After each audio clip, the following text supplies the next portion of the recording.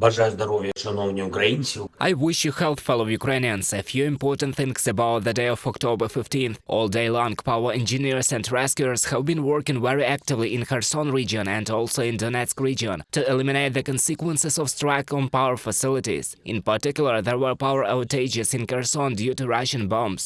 Our repair crews are doing their best. As of now, Kherson has electricity and water supply restored in almost the entire city, except for 10 houses in the Taurisky neighborhood. As for these houses, the repair work should be completed on October 16th.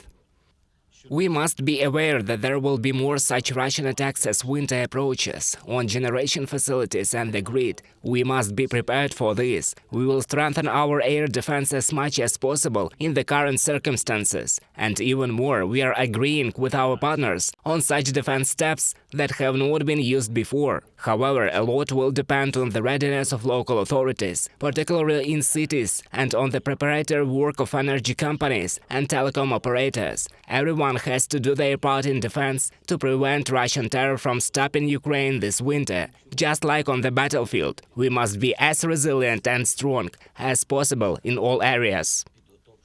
The week's schedule includes new meetings, new conversations with partners on strengthening Ukraine and our defense. We will also work to make the reconstruction process in Ukraine more active. We are also preparing new steps to ensure that in the current security situation in the world, attention to Ukraine is maintained at a sufficient level.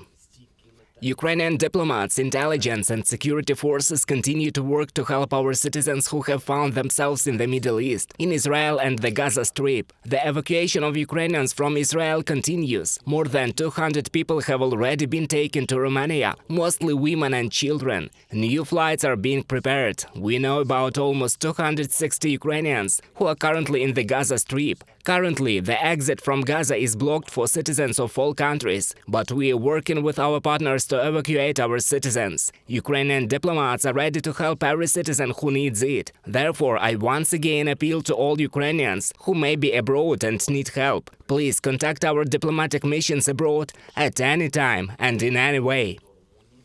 And one more thing, every day our cities, villages in the regions bordering Russia and along the front line are subjected to terrorist attacks by the occupier. And every day our people receive help there, which is very important. No matter what happens, Ukrainians take care of each other and the state remains functional. Ukraine cannot be defeated because our people cannot be defeated. Please support and thank everyone who works for the sake of people, who protects lives, our rescuers, doctors, nurses, volunteers, police officers, utility workers, power engineers, those without whom there would be no normal life. Everyone is important. Everyone deserves gratitude.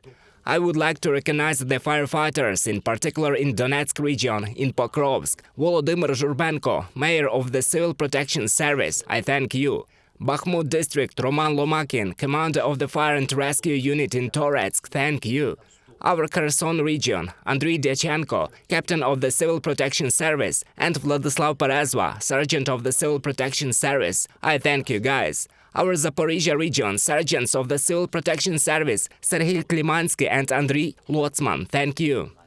And all our warriors, each and every one of them who is now in combat and on combat posts, on combat missions, who saves our military after being wounded, those who train them, those who repair equipment and maintain the operations of our combat brigades, from Kharkiv region to Kherson region. This includes Kupiansk, positions in the Donetsk sector, Avdiivka. I thank you guys for your strength and for very significant destruction of the occupier. This is our Mariinka, the directions in Zaporizhia. I thank everyone who is fighting for our country and people. Glory to our mighty nations. Ukraine knows how to be strong, and we will withstand. We have to endure and prevail, and we will. Glory to Ukraine.